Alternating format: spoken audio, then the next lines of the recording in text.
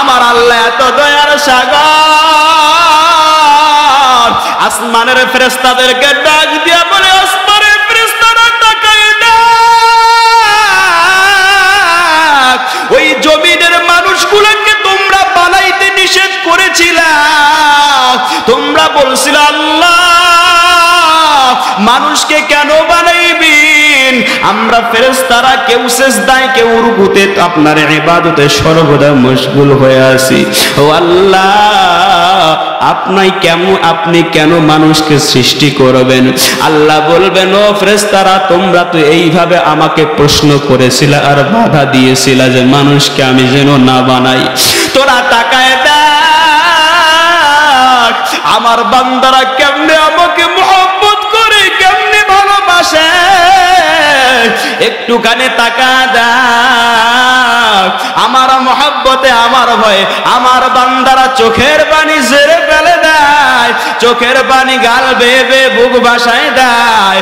ও ফেরেশতারা তোমরা না বলছিলা যেন আমি আমার বান্দাকে না বানাই, তারা কাটাকাটি করবে, মারামারি করবে, আমাকে মানবে না, আমাকে মহব্বত করবে না। তাকায় দেখ তাকায় দেখ তাকায় দেখ আমার বান্দারা কি পরিমাণ আমাকে মহব্বত করে। এজন্য তারাই এর মুসলমান যুবক ভাইদেরকে বলবো, যুবক সারাদিন কি পরিমাণ গোনা করি, গোনার কোনো হিসাব নাই।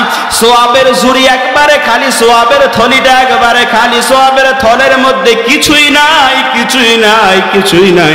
এখনো যারা এদিক সেদিক ঘোরাফেরা করেছি, অল্প কিছুক্ষণ নসিহত করার মধ্য দিয়ে বয়ান শেষ করে দেব রে ভাই। ও পর্দার অন্তরালের মা, ওরে আম্মা জানেরা, আপনাদেরকে উদ্দেশ্য করে বলি, কেউ উঠাউঠি করবো না, কেউ ডিস্টার্ব করবো না, আওয়াজ করবো না, একটু মনোযোগ দিয়ে অল্প কিছুক্ষণের মধ্যে ইনশাআল্লাহ বয়ান শেষ হয়ে যাবে। অল্প কিছুক্ষণ নসিহত হবে, একটু দিলটা নরম করে দিয়ে নসিহত শ্রবণ করার চেষ্টা করবো রে মা। আল্লাহ রাব্বুল আলামিনের যে আয়াতখানা পাঠ করেছে, যে আয়াত তেলাওয়াত করেছি, রাসূলের যে দুই হাদিসের অল্প কিছু অংশ পাঠ করেছি, এর একটুখানি ব্যাখ্যা বিশ্লেষণ করে আমার ওয়াজের ইতি টানবে ইনশাআল্লাহ। আল্লাহ রাব্বুল আলামিন মহাগ্রন্থ আল কোরআনুল কারীমের সূরাতুল হাশরের 10 নম্বর আয়াতের মধ্যে বলেন, ওয়াল্লাযীনা জাউ মিন বা'দিহিম ইয়াকুলুনা রাব্বানা ইগফির লানা ওয়া লিইখওয়ানিনা আল্লাযীনা সাবাকুনা বিল ঈমান ওয়া লা তাজআল ফী কুলুবিনা গিল্লান লিল্লাযীনা আমানু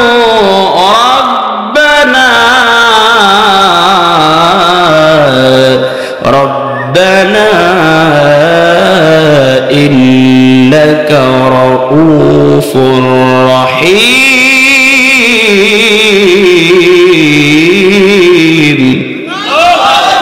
মুসলমান ভাইয়েরা আমার, কোরআনুল কারীমের তেলাওয়াত যখন শুরু হয়ে যায়, একজন মুসলমানের ঈমান বেড়ে যায়, ঈমান শক্তিশালী হয়ে যায়। কোরআনের তেলাওয়াত এমন তেলাওয়াত, এমন তেলাওয়াত, ওই কট্টর মুশরিক ওই ঈমানদার হয়ে গেল। কোরআনের তেলাওয়াত এমন তেলাওয়াত, এমন মজার মধুর তেলাওয়াত, এমন জাদুর মতো কাজ করে ওই আবু জাহেলের গোষ্ঠীও রাতের অন্ধকারে অন্ধকারে আড়ালে আড়ালে গোপনে গোপনে গিয়ে আল্লাহর নবীর কোরআনের তেলাওয়াত শ্রবণ করে বড়ই মজা পেয়েছিল।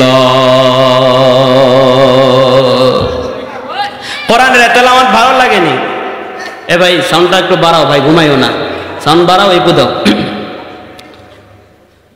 فإنكم وما تعبدون ما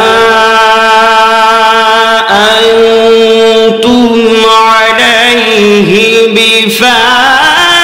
بفاتنين إلا من هو صال الجحيم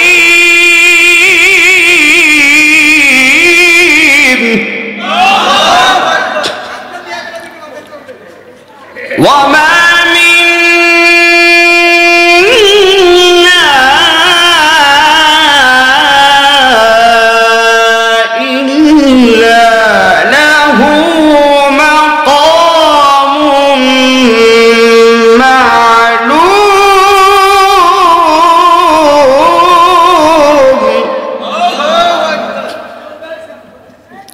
وما منا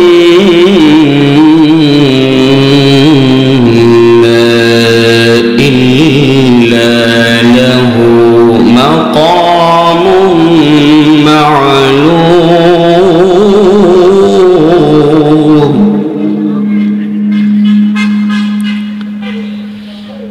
وما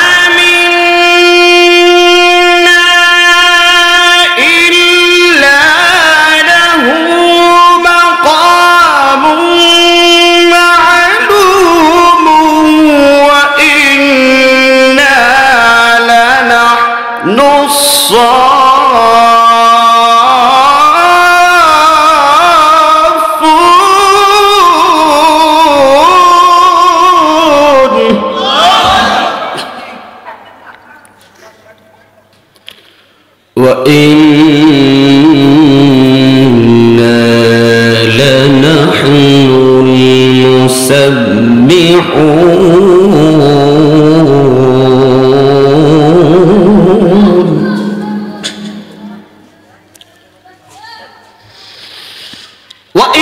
وإنا لنحن المسبحون وإن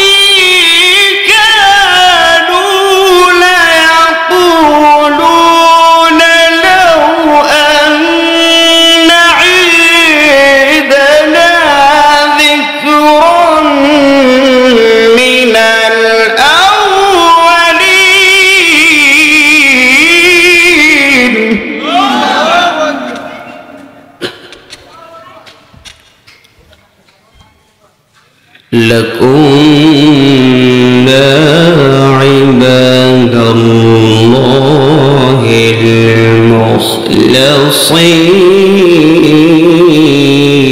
المخلصين لكنا عباد الله المخلصين আল্লাহ রাব্বুল আলামিন বলেন ওয়াল্লাযীনা জাউ মিন বা'দিহিম ইয়াকুলুনা রাব্বানা ইগফির লানা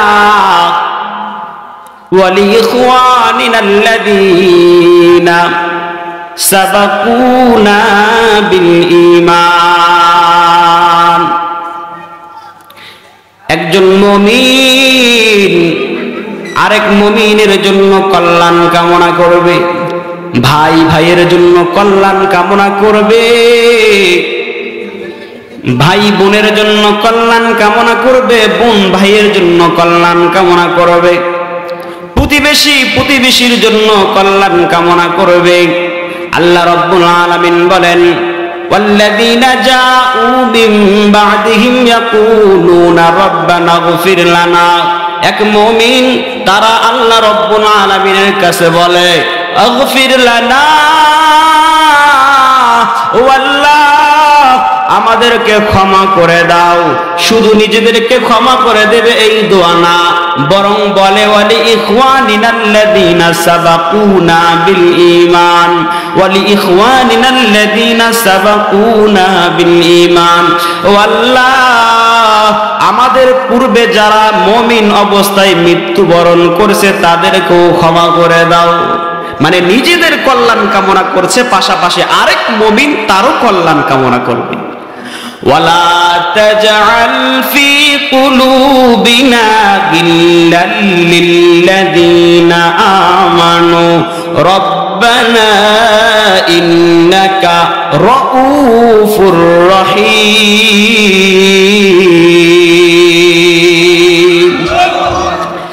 আল্লাহ রাব্বুল আলামিনের কাছে একজন মুমিনের বৈশিষ্ট্য হলো বলবে ওয়ালা তাজআল ফি কুলুবিনা আল্লাহ আমাদের অন্তরের মধ্যে বিদ্বেষ রাখো না আরেক মুমিনের জন্য বিদ্বেষী যেন না হয় আরেক মুমিনের ক্ষেত্রে যেন অন্তরে হিংসা না থাকে আমাদের অন্তরকে হিংসা মুক্ত করে মানুষগুলাও ওই শ্রেষ্ঠ জাতির অন্তর্ভুক্ত হবে সেই গুণটার নাম কি আল্লাহর নবী বলেন খায়রুন নাসি মাইয়ানফাউন নাস যেই মানুষ যেই মানব যেই ইনসান যেই আল্লাহর বান্দা সে আরেক মানুষের জন্য, আরেক বান্দার জন্য, আরেক মুমিনের জন্য কল্যাণ কামনা করবে, আরেক মুমিনের উপকার করবে, আরেক মুমিনের জন্য ভালাই কামনা করবে। আরেক হাদিসের মধ্যে আল্লাহর নবীজি সাল্লাল্লাহু আলাইহি ওয়াসাল্লাম বলেন, আসরাউদ দুআ ইজাবাতান দুআউ গায়িবিন লিগায়েব। আসরাউদ দুআ ইজাবাতান, সবচেয়ে দ্রুত যেই দোয়া কবুল হয় সেই দোয়াটা হলো একজন মুমিন অনুপস্থিত থাকা অবস্থায় আরেকজন মুমিনের জন্য আল্লাহর কাছে আবদার করবে, দোয়া করবে। আপনার বন্ধু অনুপস্থিত, আপনার সামনে নাই, ওই অনুপস্থিত বন্ধুর জন্য যদি আপনি দোয়া করেন, আল্লাহর কাছে বলেন, আল্লাহ আমার বন্ধুর যত বিপদ আছে সব বিপদ থেকে তুমি তাকে রক্ষা করো, আমার বন্ধুকে টাকাওয়ালা বানায় দাও, আমার বন্ধুকে গাড়িওয়ালা বানায় দাও, জমিওয়ালা বানায় দাও, আমার বন্ধুর ইনকামের মধ্যে বরকত দিয়া দাও।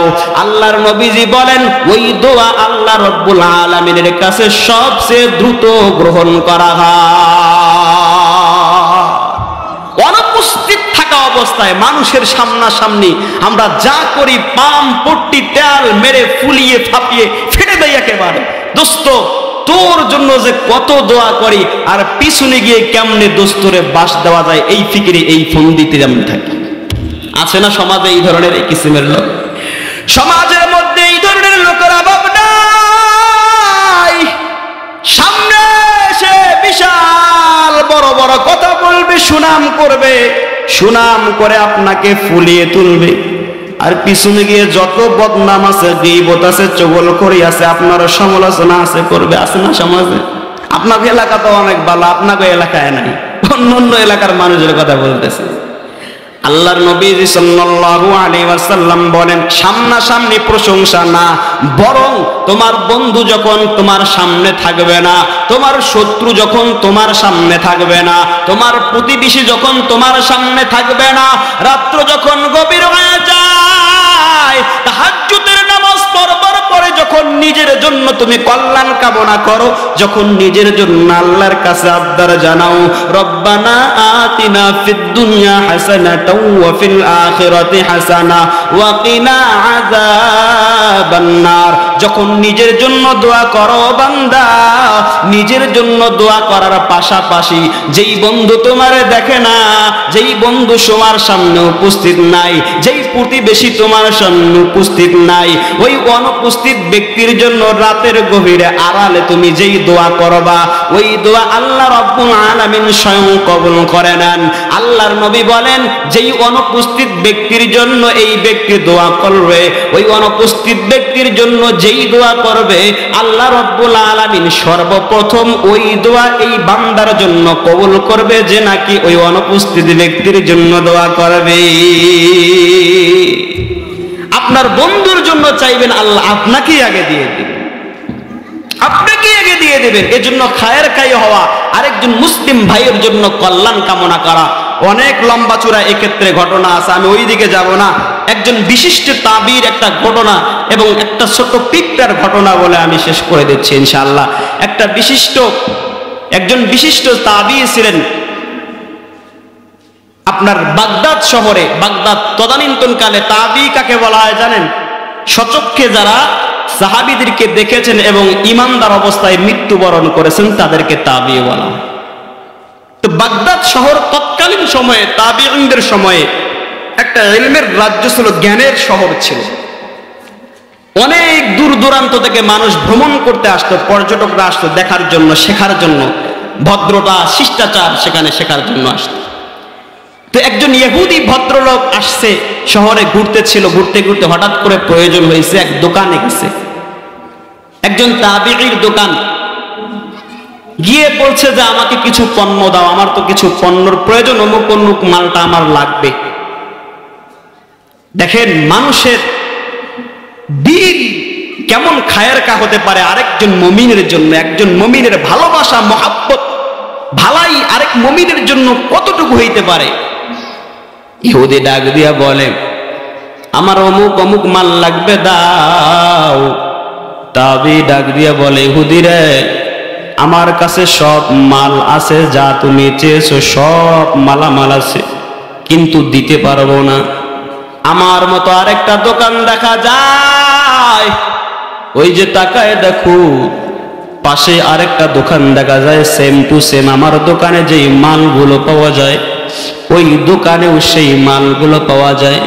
আমার মাল তোমার কাছে আমি বিক্রি করতে পারবো না, তোমার কাছে আমি আজ আমার মাল বিক্রি করতে পারবো না রে। ইহুদি ডাক দিয়া বলে, কেন রে ভাই, কেন বিক্রি করতে পারবে না? তোমার মালে কি কোনো সমস্যা আসেনি? তোমার মালের কি মেয়াদ শেষ হয়ে গেছে নাকি যে বিক্রি করবে না আমার কাছে?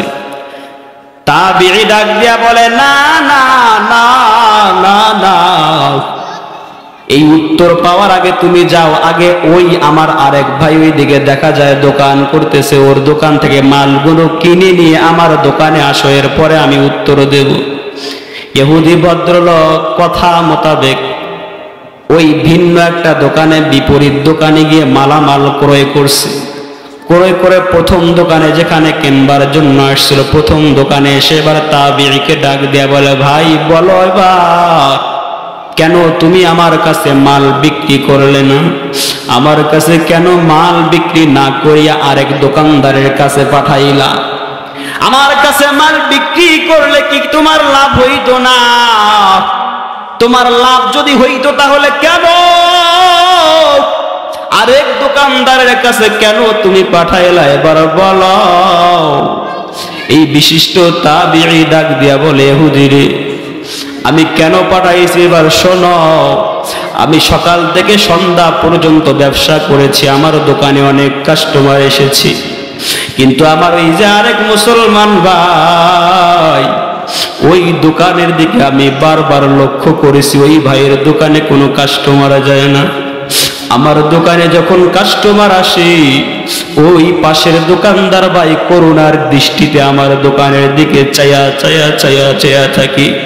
তো তুমি যখন আমার দোকানে আসছো আমি মনে করলাম তো সারাদিন আমি তো ভালোই বেচাকেনা করেছি, আমার পাশের আরেক দোকানদার ভাই সে তো বেচাকেনা ঠিক মতো করতে পারে নাই, এই জন্য আমি তোমাকে ওই পাশের দোকানদারের কাছে পাঠাইছি। আমার দোকানের মালেরও কোনো সমস্যা নাই, আমার দোকানের পণ্যেরও মেয়াদ শেষ হয়, এই সব কিছুই ঠিকঠাক ছিল, শুধুমাত্র আমার পাশের দোকানদার ভাইয়ের জন্য একটু বেচাকেনা হয়, তার সংসারের পরিবারের যে বাচ্চা সন্তান আছে তার মুখে যেন একটু খাবার তুলে দিতে পারে, এই জন্য আমি ওই দোকানের মধ্যে তোমারে পাঠাইছি। ইহুদি এবারে ডাক দিয়ে বলে, ভাই তোমার হাতটা বাড়ায়া দাও, বাড়ায়া দাও, বাড়ায়া দাও। এটা তো সাধারণ কোনো মানুষের আমল হইতে পারে না, এটা সাধারণ কোনো মানুষের তো সদাচরণ হইতে পারে না, ও এটা তো সাধারণ কোনো মানুষের কোনো আমল হইতে পারে না। মনে হচ্ছে তুমি মানুষ না, মনে হচ্ছে তুমি ফেরেশতা। বলো বলো বলো তুমি কোন ধর্মের অনুসারী রে ভাই? তুমি যেই ধর্ম পালন করো, যেই ধর্মের অনুসারী, ওই ধর্মে আমাকে অন্তর্ভুক্ত করে নাও। বিশিষ্ট তাবি এবার ইহুদিকে কালেমার দাওয়াত দেয়। ইহুদি এবার কালেমা পড়ে, লা ইলাহা ইল্লাল্লাহু মুহাম্মাদুর রাসূলুল্লাহ সাল্লাল্লাহু আলাইহি ওয়াসাল্লাম। ইহুদি এই তাবিঈর কাছ থেকে যেই বিষয়টা শিখলো, একজন মানুষ আরেকজন মানুষের জন্য কল্যাণ কামনা করবে, ওই আয়াতের মধ্যেও জানলাম কল্যাণ কামনা করবে। আরেকটা ছোট্ট ঘটনা বলে দেই, এই ছোট্ট ঘটনাটা আল্লাহ রাব্বুল আলামিন কোরআনুল কারীমের মধ্যে নিয়ে এসেছেন সূরাতুন নামল। সূরাতুন নামলের মধ্যে ছোট্ট একটা পিপিলিকার ঘটনা নিয়ে এসেছেন। একটা পিপিলিকা তার জাতি ভাইয়ের জন্য কি পরিমাণ ভালোবাসা, অনেক লম্বা চূড়া কাহিনী, ওই দিকে যাব না।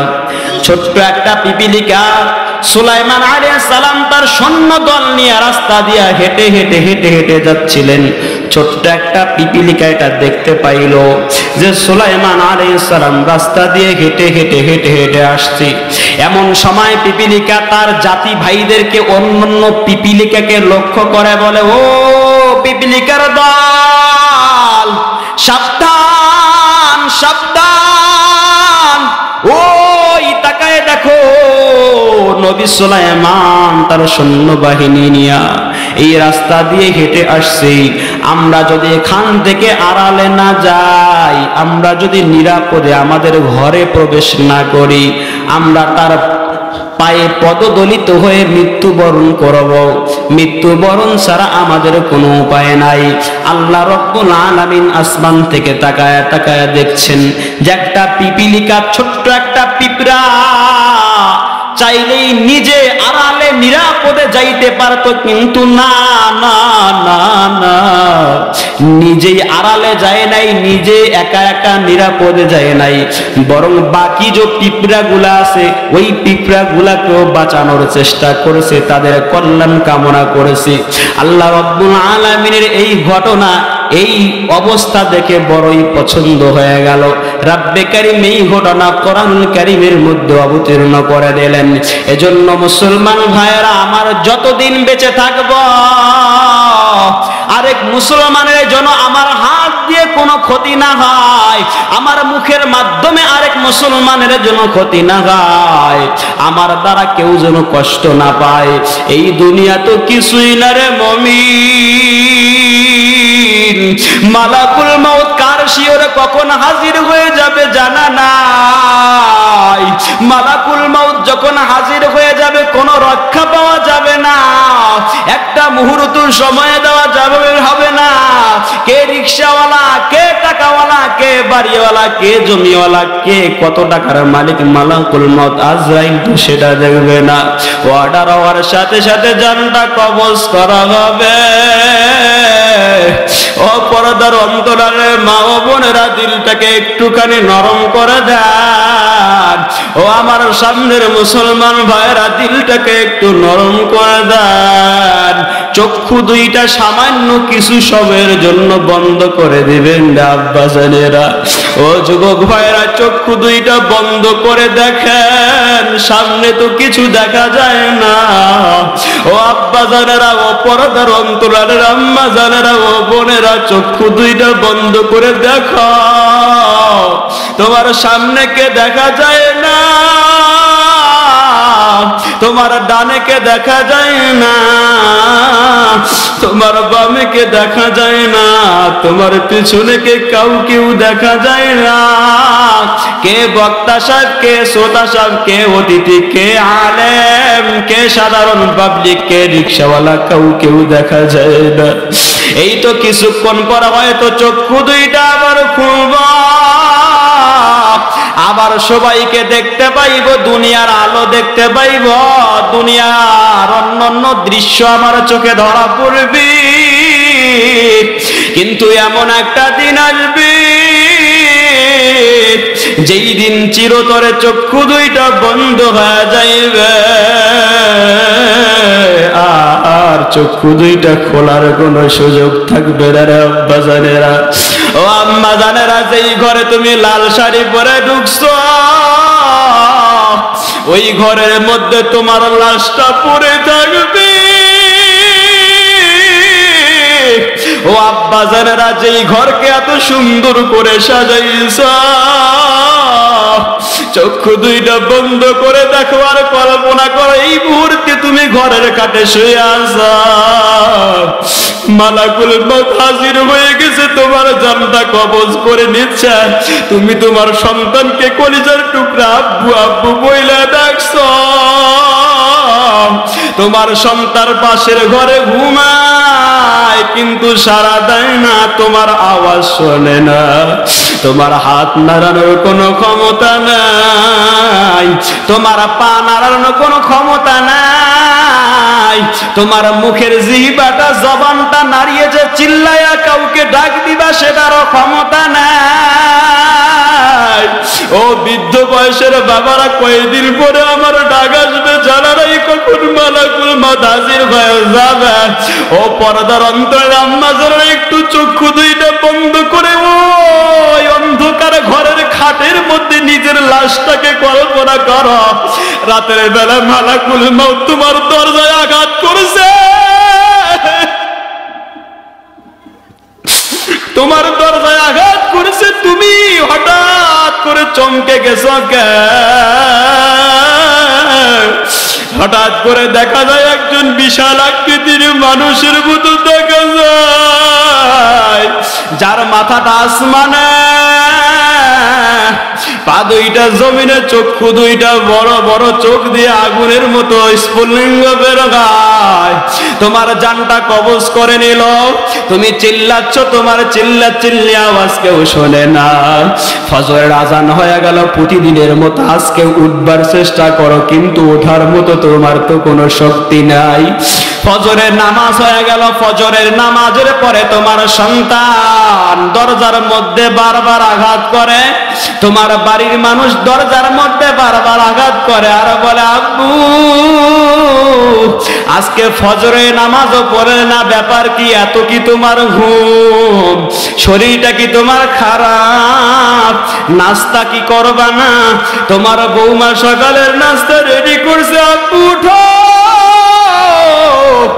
তোমার কোনো সাড়া থাকবে না রে আব্বাজান। এরপরে বাড়ির মানুষগুলা তোমার দরজাটা ভাঙ্গিয়া ঘরের মধ্যে দেখবে, ওই সোফার মধ্যে, ওই সুন্দর খাটের মধ্যে, ওই বিছানার মধ্যে, তুলতুলে নরম বিছানার মধ্যে তোমার লাশটা পড়ে আছে। তোমার শরীরটা ঠান্ডা হয়ে গেছে, তোমাকে আর ঘরের মধ্যে কেউ এবার জায়গা দিবে না।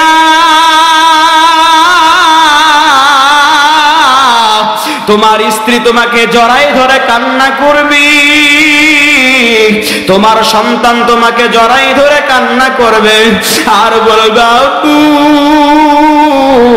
কথা কেন বলো না রে আম্মু? আব্বু কথা বলো, কথা বলো, কথা বলো, কথা বলো। আপনার কথা বলার কোনো শক্তি থাকবে না। আপনার শরীরের দামি দামি কাপড়গুলা ব্লেড দিয়া কেটে কেটে ফালাই দিবি। কেউ বাঁশ বাগানে দৌড়াইবে, বাঁশ কেটে নিয়ে আসবে। কেউ কবর খুদার জন্য গোরস্থানের মধ্যে যাইবে। আপনার অন্ধকার আসল বাড়িটা তৈরি করা হইবি, আপনার স্বপ্নের ঘর থেকে আপনাকে বের করা হবে। ওই বড়ই পাতার গরম পানি দিয়ে আপনাকে শেষ বিদায়ের গোসল দিবে। আপনি হয়তো চিৎকার করে বলবেন, আমার কেন গোসল দাও? আমার বাড়িতে কি আমাকে তোমরা জায়গা দিবে না? আপনার সন্তান আপনার কথা আর শুনবে না।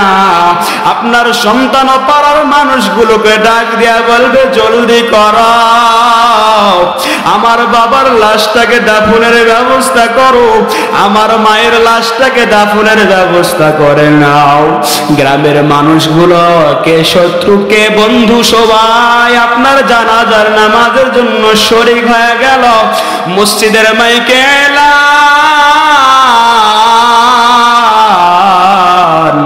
তারাই নিবাসী অমুকের পুত্র অমুকে ইন্তেকাল, ইন্না লিল্লাহি ওয়া ইন্না ইলাইহি রাজিউন। আপনার নামটা যখন মসজিদের মাইকে ঘোষণা হয়ে গেল, আপনার জানাজায় সবাই শরীক হয়ে গেল। আপনার দামি ঘড়িটাও খুলিয়া রাখা হলো, তিনটা টুকরা সাদা কাপড় দিয়া চকলেটের মতো পেঁচায়া মসজিদের এই কম দামি খাটের উপর শোয়া শেষ বিদায়ের জন্য, আপনাকে বিদায় দেওয়ার জন্য অনেক মানুষের হয়তো উপস্থিত হইবে। এরপরে জানাজা শেষে ওই অন্ধকার কবরে, জঙ্গলের মতো একটা অন্ধকার কবরের মধ্যে আপনাকে নিয়ে যাইবে। এই তো পাশেই তারাই কবরস্থান। আমি যখন আসলাম আমার গাড়িটা থামাইল, ওই কবরস্থানের গেটের মধ্যে যখন থামাইল, অন্ধকার কবরের কথা স্মরণ হয়ে গেল। হায়, আর 50 বছর পর আমি তো ওই কবরেই থাকবো। আর 100 বছর পরে আমরা সামনে যারা আছি কেউ থাকতে পারবো না। সবার ওই ঠিকানা অন্ধকার কবর। ও পর্দার অন্তরের আম্মা জানেরা, তোমার আমার ঠিকানা তো কবর। আপনাকে যখন কবরে দুইজন মানুষ নামাইবে, আপনি হয়তো মনে মনে এবার ভাববেন, দুইজন মানুষ মনে হয় আমার সাথে কবরে থাকিয়া যাইবে। দুনিয়াতে তো বন্ধু বান্ধবের অভাব ছিল না, দুনিয়াতে কাছের মানুষের ঘনিষ্ঠ মানুষের অভাব ছিল না, দোস্তর অভাব ছিল না, প্রিয় মানুষের অভাব ছিল না। কিন্তু এই দুইজন মানুষ আপনাকে ধরে কবরে নামানোর পরে বেশিক্ষণ আর কবরের মধ্যে থাকবে না রে আম্মা জানেরা, আব্বা জানেরা। ওই কবরের মধ্যে বাঁশের চাটাইটা দিয়া, বাঁশের ওই লাকড়ি গুলা দিয়া, বাঁশের বাকুল গুলা দিয়া, এরপরে কবরে আস্তে আস্তে করে যখন মাটি চাপা দেয়, আপনি ডানে তাকান মাটি, বামে তাকান মাটি, সামনে তাকান মাটি, মাটি চাপা যখন দেওয়া শেষ হয়ে গেল, আর তো কিছু দেখা যায় না, নিজের শরীরটা দেখাও যায় না। অন্ধকার কবরে রাখবার পরে আপনার ছেলে সন্তান কান্না করবি, আব্বু আব্বু আব্বু আব্বু বলিয়া চিৎকার করবি। আপনার কলিজার টুকরা সন্তান ওই অন্ধকার কবরের সামনে দাঁড়ায়া আম্মু আম্মু বলিয়া কান্না করবে, আম্মু আম্মু বলিয়া কান্না করবে, আব্বু আব্বু আব্বু আব্বু বলিয়া ঘন্টার পর ঘন্টা কান্না করবে। কিন্তু যখন সূর্যটা পশ্চিম দিকে হেলিয়া যাইবে, আস্তে আস্তে অন্ধকার নামিয়ে আসবে, আস্তে আস্তে যখন অন্ধকার নামিয়ে আসবে, কবরস্থানে ঝিঝি পোকার ডাক শুরু হয়ে যাবে, সাপের আনাগোনা সাপের আনাগোনা শুরু হয়ে যাইবে, শিয়ালগুলা দৌড়াইবে, আপনার লাশকে কেমনে কামড় দিয়ে চিপিয়ে চিপিয়ে খাইবে। আপনার কলিজার টুকরা সোনা মানিক আর আপনার কবরের সামনে থাকবে না, ভয়ে আতঙ্কে দৌড়ায়া বাড়িতে চলিয়ে আসবে। বাড়িতে আসিয়া রাতের বেলা আপনার বানানো বাড়িটা, আপনার বানানো ঘরের মধ্যে আলো জ্বালায়া, বাতি জ্বালায়া আরামায়া সে বিছানার মধ্যে ঘুমায়া পড়বে। রাতের অন্ধকারে আপনার শীত লাগবে, রাতের অন্ধকারে শীতে আপনি আপনার কলিজার টুকরা সোনা মানিককে ডাকবেন, আপনার সোনা মানিক পর্যন্ত আপনার আওয়াজ পৌঁছাইবে না রে আব্বা জানেরা, ও পর্দা তন্ত্রে আপনার সোনা মানিক তো রাতের বেলা আরাম করে বিছানায় ঘুমাইবে, আপনি আমি অন্ধকার কবরে।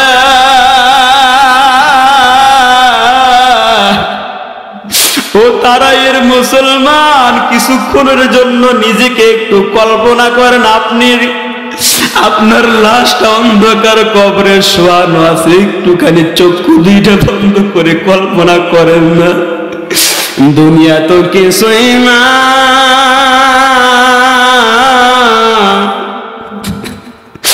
আপনার সন্তান আপনার আপন না, আপনার স্ত্রী আপনার আপন না, আপনার বন্ধু বান্ধব আপনার যে আপন না। যতদিন এই দেহের রুহটা আছে ততদিন আপনার বন্ধু আপনাকে সম্মান করবে,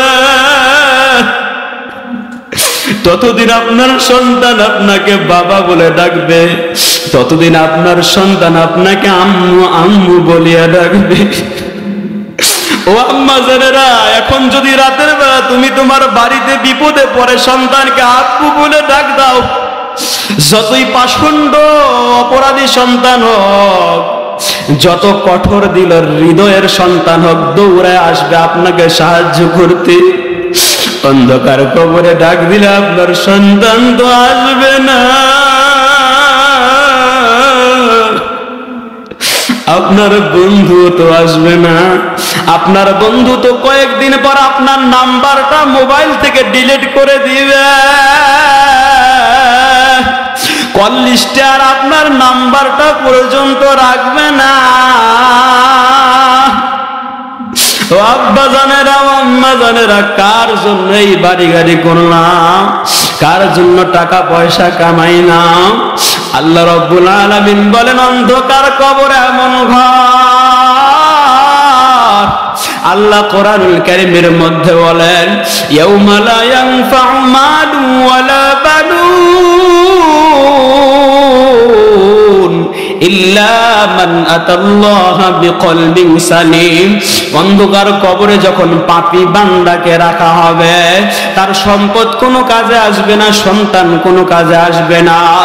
যদি অপরাধী পাপী বান্দা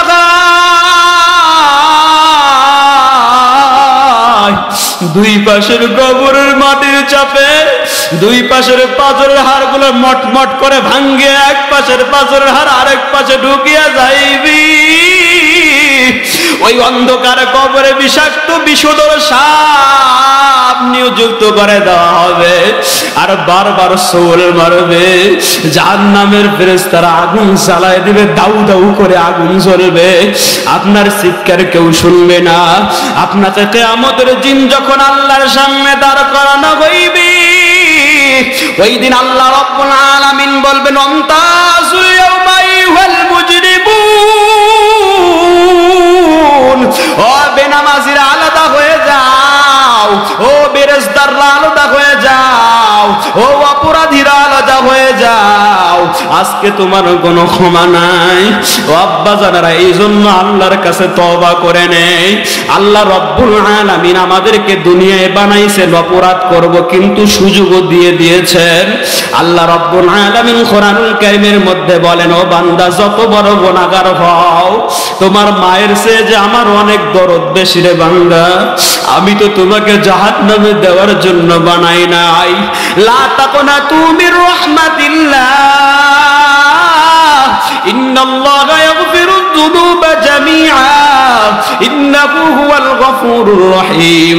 ও বান্দা, যত বড় তুমি পাপী হও না কেন, যত বড় তুমি অপরাধী হও না কেন, আমাকে একবার আল্লাহ বলি যদি ডাক দাও, একবারও যদি মোহাব্বত নিয়ে আমি আল্লাহকে আল্লাহ বলিয়া ডাক দাও, আর দুই ফোঁটা চোখের পানি ফালা দাও, আমি আল্লাহ তোমার জীবনের সব গুনাহ খাতা ক্ষমা করে মাসুম বানায় নেব। এই জন্য সকলে আল্লাহ রাব্বুল আলামিনের কাছে তওবা করে নেই। ও আল্লাহ, তাকায় দেখেন রে মাবুদ, এই রুস্তম আলী নুরানি হাফিজিয়া মাদ্রাসার মধ্যে তাকায় দেখেন তোমার গুনাহগার বান্দারা। তোমার কাছে আমরা ফরিয়াদ জানাই, আর জীবনে আমরা গুনাহ করব না। 5 ওয়াক্ত নামাজ সময় মতো আদায়ের চেষ্টা করব রে আল্লাহ, হালাল ইনকামের চেষ্টা করব। ও আল্লাহ, যাদের সন্তান আমাদের মধ্য থেকে আমরা দ্বীনি শিক্ষা দিতে পারি নাই, ওই সন্তানকে যারা দ্বীনি শিক্ষা দিতে পারো নাই রে ভাই, অন্ধকার কবরে যাওয়ার পর ওই সন্তান আপনার নামে আল্লাহর কাছে নালিশ করবে, অভিযোগ দায়ের করবে। কিয়ামতের দিন আপনার সন্তান আপনাকে চিনবে না, বলবে আমার এই পাষণ্ড বাবা, নাফরমান বাবা আমাকে কোরআনের শিক্ষা দেয় নাই, হাদিসের শিক্ষা দেয় নাই। এই জন্য আবিরুন নেসা রুস্তম আলী নুরানি হাফিজিয়া মাদ্রাসাতে আপনার ছোট্ট সন্তানকে দিয়া, এই যে ছোট্ট একটা বাচ্চা কত সুন্দর জানাজার নামাজ পড়াইলো, মাসুম একটা নিষ্পাপ বাচ্চা এত সুন্দর করে জানাজাটা আদায় করলো। আপনার কি মনটা চায় না আপনি যখন ইন্তেকাল করবেন, আপনার যখন মৃত্যু হয়ে যাবে, আপনার লাশটা সাদা কাপড়ে মোড়াইয়া যখন খাটের উপর টান টান করে শোয়ানো হবে, আপনার কলিজার টুকরা সন্তান আব্বু আব্বু বলিয়া কান্না করে আল্লাহু আকবার বলিয়া জানাজার নামাজের ইমামতি করবে। আপনার সন্তান যখন জানাজার ইমামতি করবে, আল্লাহু আকবার বলবে চোখের পানি, আবার আল্লাহু আকবার বলবে চোখের পানি, আবার আল্লাহু আকবার বলবে। আপনার লাশকে সামনে রাখিয়া আপনার সন্তান যখন জানাজা পড়াইবার চোখের পানি ফেলে দেবে, ওই সন্তানকে আল্লাহ রব্বুল আলামিন আসমান থেকে তাকায় তাকায় দেখবেন, আর ফেরেশতাদেরকে বলবে তাকা যা। কলিজার টুকরা সন্তান তার বাবার লাশের সামনে দাঁড়ায় জানাজার ইমামতি করে, চোখের পানি ফেলে দেয়, আমি আল্লাহ তার বাবাকে ক্ষমা করে দিলাম, আমি আল্লাহ তার বাবাকে ক্ষমা করে দিলাম। আপনার সন্তানকে আপনি স্কুলে পড়ান, কলেজে পড়ান, ভার্সিটিতে পড়ান, কোনো সমস্যা নাই, বাধা নাই, নিষেধ নাই। ওই স্কুলে যাওয়ার আগে 2টা বছর এই আবিরুন্নেসা রুস্তম আলী নুরানি হাফেজিয়া মাদ্রাসায় দিয়ে দিবেন। মাত্র 2টা বছর আপনার সন্তানটা কোরআনুল কারীমের সহি শুদ্ধ তেলাওয়াতটা শিখে যাবে। 2 বছর পরে আপনি স্কুলে দেন, যত বড় মাস্টার হোক, ডাক্তার হোক, ইঞ্জিনিয়ার হোক, ব্যারিস্টার হোক, আপনার সন্তান আপনার জানাজার ইমামতি করতে পারবে, এতে কোনো সন্দেহ নাই রে আব্বা জানেরা ও পর্দার অন্তরালের মায়েরা। এখন থেকে নিয়ত করি, যাদের সন্তান আছে একটুখানি বড় হয়েছে, উপযুক্ত হয়েছে মাদ্রাসায় পড়ানোর মতো, এই মাদ্রাসায় ভর্তি করবেন। আর যাদের সন্তান নাই, যারা বিয়ে করি না যুবক, তাদেরকে উদ্দেশ্য করে বলবো, যেই গরিবের সন্তানেরা, যেই গরিব দুঃখীর সন্তানেরা, ইয়াতিম বাচ্চারা এই আবিরুন্নেসা রুস্তম আলী নুরানি হাফিজিয়া মাদ্রাসায় কোরআনের তেলাওয়াত সকাল বিকাল সন্ধ্যা রাত্রি তাহাজ্জুদের সময় উঠিয়া দেখবেন, এই ছোট্ট মাদ্রাসা দেখতে ছোট মনে হয়, যখন তাহাজ্জুদের ওয়াক্তটা হয়ে যায়, ছোট্ট ছোট মাসুম বাচ্চাগুলাই শীতের মধ্যে উঠবে, উঠে উজুটা বানাইবে। আপনি তো বাসায় ঘুমান, উজুটা বানায় 2 রাকাত আগে নামাজ পড়ে, আর পরে কোরআনের তেলাওয়াতটা শুরু করে। নামাজ পড়া আমি নিজের চোখে দেখছি, আমি নিজেও কান্না করেছি কত রাত। তাহাজ্জুদের নামাজ পড়ে হেফজখানার ছোট ছোট মাসুম বাচ্চারা 2 হাত তুলে আল্লাহর কাছে কান্নাকাটির রোল করে যায় তাহাজ্জুদের সময়। আলহামদুলিল্লাহি রাব্বিল আলামিন। আল্লাহ তাকায় দেখেন, আবিরুন্নেসা রুস্তম আলী নুরানি হাফেজিয়া মাদ্রাসা মাঠ প্রাঙ্গণে তারাই হুয়াপুর টাঙ্গাইলের উদ্যোগে আজকের এই দোয়া মাহফিল, ওয়াজ মাহফিলের এই দেখে থেকে নবীর আশিকেরা, আমি 1 ঘন্টার কথা বলেছিলাম রে আল্লাহ, কিন্তু নবীর ইশকের কারণে, নবীর মহব্বতের কারণে 2 ঘন্টা কোন দিক দিয়ে হয়ে গেছে আমরা বুঝতে পারি নাই। ওদের মানে জীবনে এত গুনাহ করেছি, এই গুনার খবর যদি আমার সমাজের মানুষ জানতো, আমাকে সমাজ থেকে বের করে দিত আল্লাহ। আমার জনম দুঃখে মা যদি জানতো, দূর দূর করে আমাকে বাড়ি থেকে খেদায়া দিত। ও আল্লাহ, তুমি কত রহমান, এত গুনাহ করার পরও তুমি তো আমার খানা বন্ধ করো নাই। আল্লাহ, তুমি আমার শক্তি ঠেকায় দাও না। ও আল্লাহ, আমার গুনাহ ক্ষমা করে দাও, আমাদেরকে মাফ করিয়া দাও। আল্লাহ তাকায় দেখেন, তোমার নবীর আশিকেরা কেমনে 2 হাত তুলে তোমার কাছে আবদার করে। আল্লাহ, একজন সন্তান মায়ের কাছে যখন অপরাধ করে, মা বাড়ি থেকে দাঁড়ায় দেয়, বের করে দেয়, কিন্তু যখন সন্ধ্যা হয়ে যায় মায়ের মনটা ছটফট করে, মা নিজেকে কন্ট্রোল করতে পারে না। মা যখন দুপুরবেলা খাইতে যায়, সকালে দূর দূর করে যেই সন্তানকে তাড়াই দিছে, ওই সন্তানের মায়ের কারণে মায়ের মুখে খাবার যায় না, মায়ের পেটে খাবারের লোকমা মা দিতে পারে না। মা বাড়ি থেকে দৌড়ায় আর বলে, আমার কলিজার টুকরা সোনা পানি কই। ও আল্লাহ, ওই মায়ের যেটা তোমার অনেক মায়া,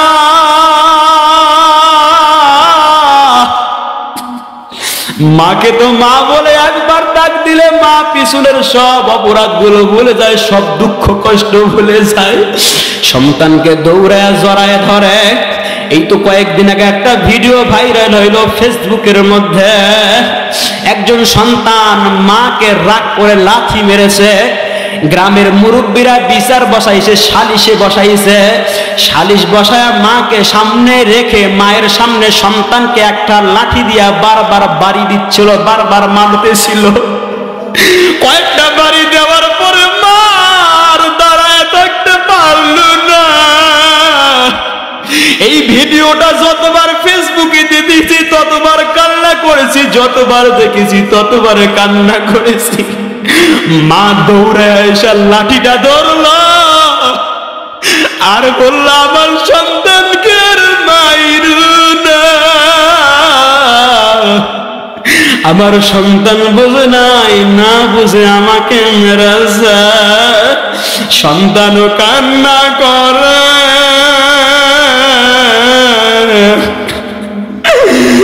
মাও কান্না করে।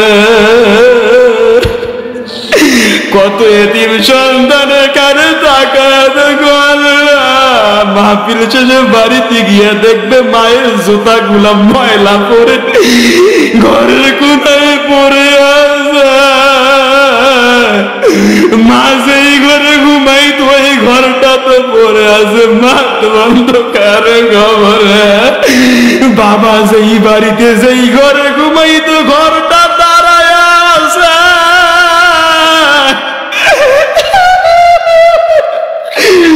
বাবা নাই, বাবা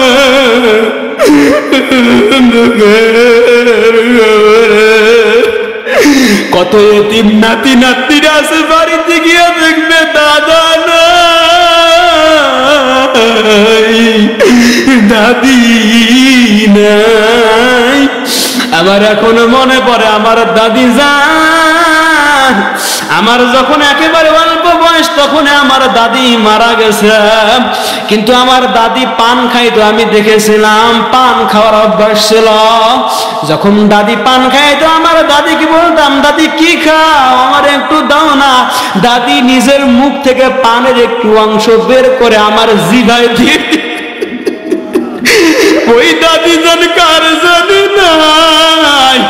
এরকম কত হয়েছে, আম্মু মারতেছিল, দাদি দৌড়ায় আসছে, আইসা জড়ায় ধরছে, বলছে আর মারিস না, আর মারবি না, আমার পুলিশ। ওই দাদি কার না, কার জানি নানা জান নাই। আমি কতবার ওই রাস্তায় চাইয়া চাইয়া থাকতাম, আমার নানা দাড়ি পাকা মুরব্বিটা সাদা পাঞ্জাবি পরে হাতে একটা ব্যাগে ঝোলা নিয়া অনেক মজা অনেক খাবার দাবার নিয়ে আমার কাছে কখন আসে সারা বিকাল। যেদিন আম্মু বলতো যে তোমার নানা আজকে আসবে, ওই রাস্তার দিকে চাইয়া চাইয়া থাকতাম। যেই বছর মেশকাতের বছর পরীক্ষা দেয়, মেশকাতের বছর আমার নানা ইন্তেকাল করে ঢাকা দারুল রাশেদ মাদ্রাসা থেকে যেদিন রওনা দিলাম, কান্না করে করে বাড়িতে গিয়ে দেখি শীতের সময় মারা গেছিল। দেখি শীতের রাত্রিতে আমার নানাকে বাড়ির বারান্দায় টান টান করে শুয়ে রাখছে, শরীর থেকে কাপড় চোপড় সব খোলা, মাত্র কয়েকটা কাপড় দিয়ে শুয়ে রাখছে। পাতলা কাপড়ে মোড়ানো আমার নানার লাশ। চেহারা থেকে কাপড়টা যখন শুয়াইলাম, চেহারা থেকে কাপড়টা সরায় দেখলাম আমার নানা জানি কেমন জানি মরে নাই, ঘুমায়া রয়েছে। ওই নানা জান কার জানি অন্ধকার কবরে শুয়ে নাতিরে ডাক দেয়া বলো, ও নাতিরে তোর কি একটু মায়া হয় না, তোর কি একটু দয়া হয় না, তুই কি আমার জন্য একটু কান্না করতে পারিস না? দুই ফোঁটা চোখের পানি ঝেড়ে ফেলে না। ও আম্মা জানেরা, ও পর্দার অন্তরালের বোনেরা, কত গুনাহ করছো, গুনার কথা স্মরণ করো। ও যুবক, ওই স্কুলের ভাইয়েরা, এখানে আসার পরে দেখলাম কিছু যুবক ভাই আমার মেহমানদারি করলো, এখনো যুবকের নামগুলা মনে পড়ে। ইমরান নামের এক যুবক আমার খেদমত করলো, জিহাদ নামের যুবক আমার খেদমত করলো, মাসুম বিল্লাহ নামের এক যুবক আমার খেদমত করলো, আসিফ নামের এক যুবক আমার খেদমত করলো। এই যুবক ভাইরা কেউ মাদ্রাসায় পড়ে, কেউ স্কুলে পড়ে, আল্লাহ তাদেরকে দিনের জন্য কবুল করে নাও। যেই যুবক ভাইরা এই মাহফিলের জন্য শ্রম দিয়েছে, আল্লাহ অনেকের নাম জানা নেই, তাদেরকেও কবুল করে নাও, তাদেরকে আদর্শ মুসলমান হিসেবে কবুল করে নাও। যেই আব্বা জানেরা এই মাহফিলের জন্য কষ্ট করেছে, তাদেরকে কবুল করে নাও। ও আল্লাহ, এই মাদ্রাসা আবিরুন্নেসা রুস্তমারি নুরানি হাফেজিয়া মাদ্রাসার প্রতিষ্ঠাতার যে বড় ছেলে এখানে আমার ডান পাশে বসে কান্না করে, আল্লাহ এই ভাইকে কবুল করে নাও। ওয়াল্লাহ এই মাদ্রাসার ছাত্রদেরকে কবুল করে নাও, এই মাদ্রাসার শিক্ষকদেরকে দ্বীন ইসলামের জন্য কবুল করে নাও। এই মাদ্রাসার যত প্রয়োজন আছে সব প্রয়োজন তোমার গায়বী খাজনা থেকে পুরা করে দাও। এই মাদ্রাসার যে নতুন বিল্ডিং, তোমার নবীর ঘর জানুয়ারির 1 তারিখ থেকে নির্মাণ করা শুরু হবে, ওই বিল্ডিং সামনে বছরের এই মাহফিল আসবার আগে পরিপূর্ণ করার তৌফিক দাও, শক্তি সামর্থ্য দাও। এই এলাকার মানুষের অভাব দূর করে দাও আল্লাহ। এই এলাকার মানুষকে টাকাওয়ালা বানায় দাও, টাকাওয়ালাও যেমন বানায় দিবা, ঈমানওয়ালাও বানায় দাও। নবীর ইশক, নবীর প্রেম অন্তরে বেশি বেশি ধারণ করার তৌফিক দিয়া দাও। যাদের সন্তানগুলো এখনো আদর্শ সন্তান হিসেবে তৈরি হয়নি, তাদেরকে এই রুস্তম আলী নুরানি হাফিজিয়া মাদ্রাসায় দিয়া আদর্শ সন্তান বানানোর তৌফিক দিয়া দাও। ও আল্লাহ, পর্দার অন্তরালে আম্মা যারা এই শীতের রাত্রিতে তারাও শুনলো, দীর্ঘ সময় ধরে কষ্ট করলো, আমার আম্মা জানদেরকে দিনের জন্য কবুল করে নাও। আমার আম্মা জানেরা যেই নিয়ত করে, যেই ইচ্ছা করে তোমার কাছে আবেদন করে, দরখাস্ত করে, আমার আম্মা জানদের আবেদন দরখাস্ত কবুল ফরমাও। আল্লাহ, ছোট ছোট মাসুম বাচ্চারা আছে, আলেমরা আছে, এখানে মাদ্রাসার ছাত্ররা আছে, মাসুম বাচ্চার তো কোনো গুনাহ নাই, বেগুনাহ নিষ্পাপ মাসুম বাচ্চার ওসিলা করে দোয়াকে কবুল ফরমাও। দাড়ি পাকা মুরব্বী বাবাদানদের ওসিলা করে এই দোয়া কবুল ফরমাও। আল্লাহ, পিছনে গোরস্থান অন্ধকার কোন দিন জানি মালাকুল মউত আজরাইল আমার আপনার শিউরে হাজির হয়ে যাবে। ও আল্লাহ, আমাদের কাছে যখন মালাকুল মউত আজরাইল হাজির হবে, তার আগে আমাদেরকে পাক্কা সাচ্চা শতভাগ মুসলিম বানায় দাও। ওই অন্ধকার কবরে এই গোরস্থানের মধ্যে, তারাই গোরস্থানের মধ্যে যারাই শুয়ে আছে, হয়তো এখন আমরা সবাই যার যার মতো করে বাড়ি যাব, যার যার মতো করে বাড়ি গিয়া আল্লাহ আমরা হয়তো ঘুমাবো, কেউ কম্বলটা গায়ে মোড়াবো, কেউ তুলতুলে শিমুল তোলার বালিশে মাথাটা লাগাইয়া কত আরাম করে ঘুমাবো। কিন্তু এই কবরে কারো মা শুয়ে আছে, এই কবরে কারো বাবা শুয়ে আছে, এই কবরে কারো বন্ধু শুয়ে আছে, কারো পড়ার সাথী, খেলার সাথী, ব্যবসার সাথী, আল্লাহ কারো প্রিয়জন, প্রিয় মুখ এই অন্ধকার কবরে শুয়ে আছে। তারা তো আমাদের মতো বাড়িতে যাইতে পারবে না, শুইতেও পারবে না, আরামের ঘুম ঘুমাইতেও পারবে না। তাদের কবরে তুমি জান্নাতি আলো দিয়ে দাও, জান্নাতি বিছানা বিছায়া দাও, জান্নাতের সাথে কবরের সংযোগ স্থল তৈরি করে দাও। রব্বির হামহুমা কামা রব্বায়ানি সগীরা, রব্বির হামহুমা কামা রব্বায়ানি সগীরা। আল্লাহ, এতক্ষণ যাবত যা কিছু কল্যাণকামী, যা কিছু কল্যাণময় আমরা চেয়েছি সব কিছু আমাদেরকে দিয়ে দাও। আর যা কিছু মানবীয় দুর্বলতার কারণে আমরা চাইতে পারি নাই, বলতে পারি নাই, স্মৃতিশক্তি বিঘ্নতার কারণে আল্লাহ তাও আমাদেরকে দিয়ে দাও। রব্বানা তাকাব্বাল মিন্না ইন্নাকা আনতাস সামিউল আলিম ওয়া তুব আলাইনা ইন্নাকা আনতাত তাওয়াবুর রহিম। সকলে একবার দোয়ার আগে আমার আল্লাহকে মুহাব্বতের সাথে কয়েকবার আল্লাহ আল্লাহ বলিয়া ডাক দেন না। আল্লাহ আল্লাহ আল্লাহ। মাকে মা বলে ডাক দিলে মা তো ফিরাই দেয় না।